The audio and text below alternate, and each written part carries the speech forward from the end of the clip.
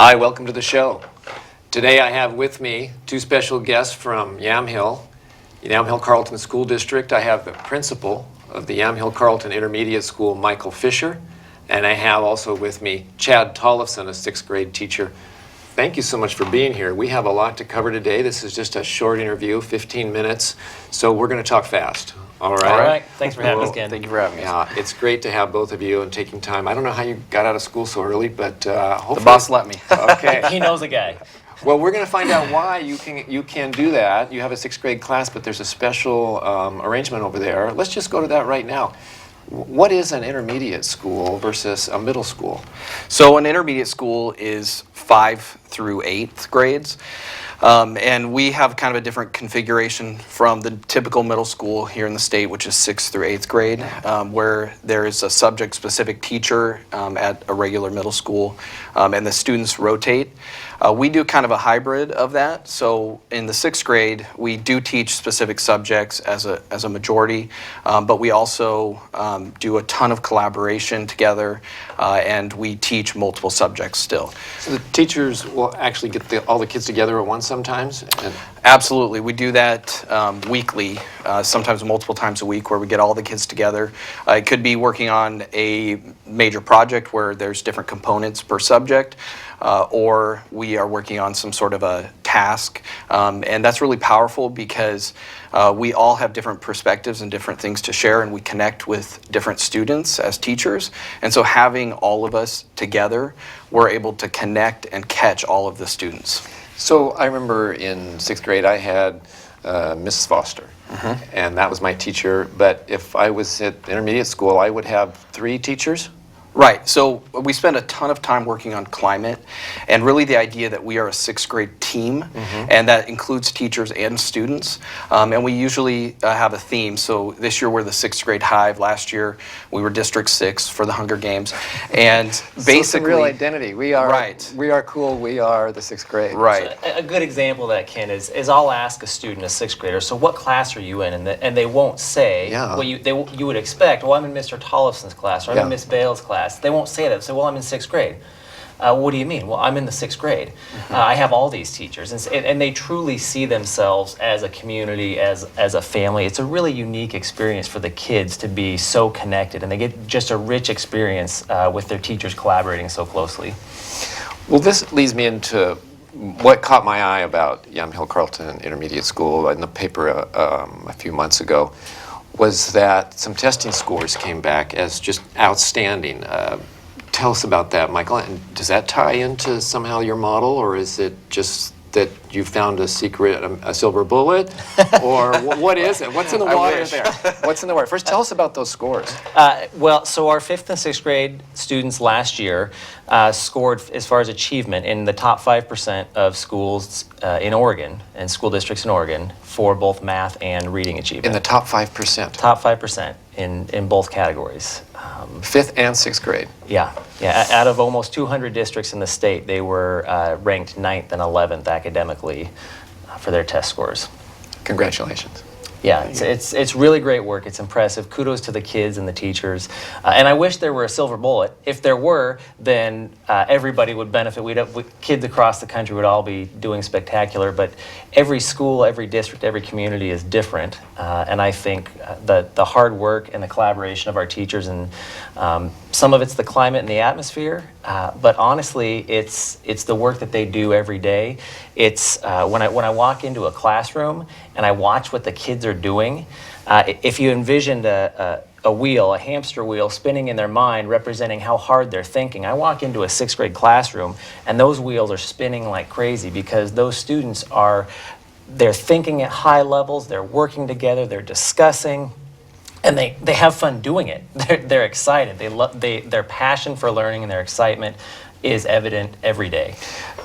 Oh, I had Sharon Klein, the superintendent of the district, on the show. And when I went to visit him in his office, he had a list of how we are here, our culture. And one of the things that stuck in my mind was bell-to-bell learning.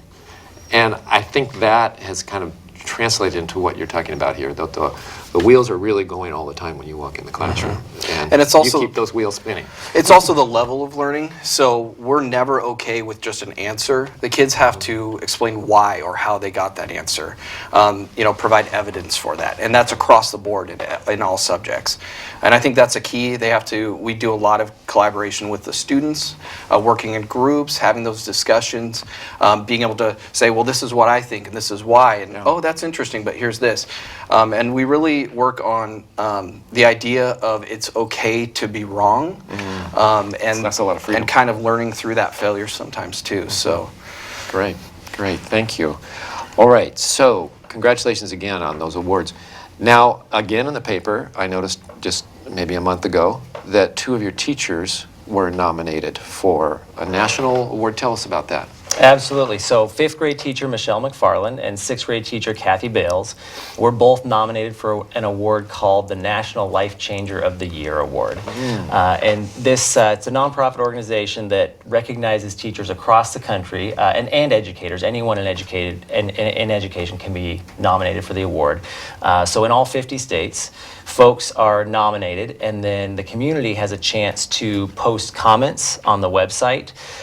Local media can get involved, and based on the level of community response and support, 15 of those teachers across the country receive national awards and some pretty nice cash prizes along with it.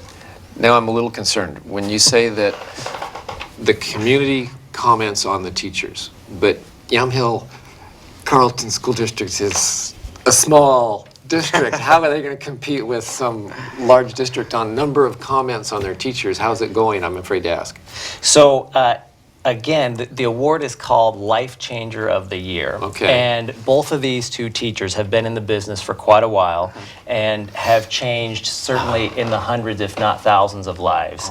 And when you've touched as many lives as they have and had the impact that they do, when kids and parents and grandparents start talking, it's so warming to go onto the site and read the comments that have been posted. It kind of mimics a Facebook sort of a concept where people are posting comments about these 2 ladies. And I've seen grandparents go on there and talk about, well, you had my daughter in your class 15 years ago, and let me tell you the difference you made in her life and how that changed my life as well. It's so often in this business, you wonder if you have an impact, and you don't necessarily hear about it. So how great for these 2 teachers who really do change lives every day to get a chance to see and for folks to be able to say the difference they've made. So I want to go on that website. Tell me how to get there.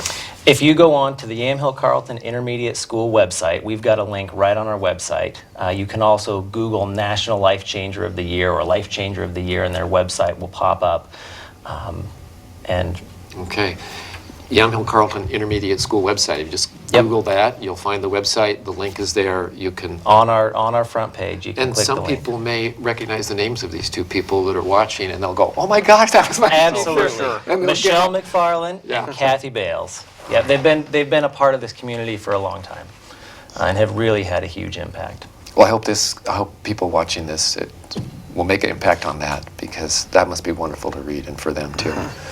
And both of them are very humble people, so they don't like the recognition.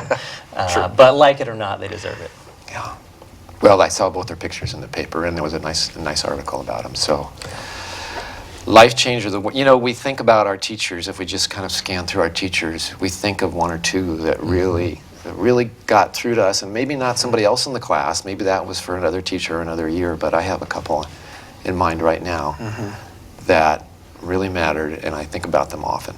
So that's a beautiful concept. Yeah. I want to go on that website. Okay, let's see. The uncommon arrangement that the intermediate school has. And that came about, as I think you were telling me, as a function of space. The Carlton Elementary could only fit 4 grades, or 5, with kindergarten through 4th. And that left 5th through 8th to fit into the other schools. So kind of as a space, but as it turns out, it's something you would probably advocate for. we think it provides a unique opportunity for the kids that really very few school districts have. Yeah. I personally love it. I love having 5th and 6th grade on our campus and in the format that they're in. It's not like an elementary school, but it's not like a middle school for those 2 grades. Our 5th and 6th grade students really have their own section of the campus, and they run a different schedule than the 7th and 8th grade. The 7th and 8th grade operates more like a typical middle school schedule, but it just creates a wonderful environment at the school, and I love having those grades there. Michael, we've only got about 4 or 5 minutes left. My children went through Yamhill-Carlton School District. They graduated from Yamhill-Carlton High School. It's near and dear to my heart. There's something really important coming up, and that's the bond measure. Can you talk to us about that? Tell us what's happening. Why has it gone so long since the school's gotten what they needed? Give us a little history. Well, our school district has been around for a long time, and our buildings are very old, many of them 40 to 60 plus years old. And really, we have an opportunity this May to invest in our kids. And we have a wonderful community who is incredibly supportive of our students, of our community. We've got an opportunity to really target some needs that the schools have in order to provide the type of environment we want for our kids. 2 years ago, we went out for a bond. Okay. And it was narrowly defeated. Okay. And we solicited input from the community, and we really listened to what they had to say. And what they said was an overwhelming majority, 63%, said we want to invest in our schools. Yes. This is just a little bit too much money, and we want you to make sure that it's the right things that we're doing. And so we reduced the amount of the bond by about 30%, from $23 million down to $16 million. Okay. And we've really targeted some of those key areas to protect our investments in the schools, to make sure that they're around for our kids' kids and their grandkids. And these areas you've targeted were as a result of feedback from the community. That's right. So you had 63%, yes, we want to invest, but we want to do it right. You spent a lot of time, it sounds like, determining what's the right way to do it. Absolutely. Yeah. Our bond pack has been very involved, surveys, soliciting input from the community to make sure we get it right. What was the thing that people wanted to see? The number one thing, perhaps. Folks want to see that we are going to protect our investment in our school buildings. Okay, that's what you were saying. There's strong support for our career and technical education program. We have a model program really in the state for career and tech ed. And our community has supported that tremendously. We've got several business partners, and really our goal is to make sure that our kids are ready for the real world, that they're prepared to, whether it's walk out of the door and go to college or walk out of the door and be prepared to head into an industry and be competitive. We want to make sure that they have those opportunities. And Megan here in town has contributed Very immensely involved to the Yep. shop. Yep. Ken Classic. Rice Sellers. And the viticulture. Yes. That's a great collaboration. We've just got a minute left. Let me know why I should vote for this bond measure. Because you want to invest in our kids and their future. And we want to make sure that our kids have every opportunity that any other kid has. And so we need to make sure that our school buildings have the infrastructure that they need, and that we have the space and the environment for our kids to learn and be safe. Okay, and I see that we're to a point now where we can't go much beyond any more decay and neglect to these buildings. Otherwise, It's very true. the school district will have a hard time attracting teachers and attracting people to come and have their kids learn in this school. I think it's a bedrock situation for our community at this point. We desperately need to pass a bond. We Yes. absolutely do. Right now we're spending money out of the general fund every year to repair leaky roofs and things that just simply have to be done, and that money needs to be going to classrooms and teachers and kids. So That's a great sense. It has to be going to the Yeah. kids. All right. Thanks for being with us today. Come back again for another great interview on Local Matters.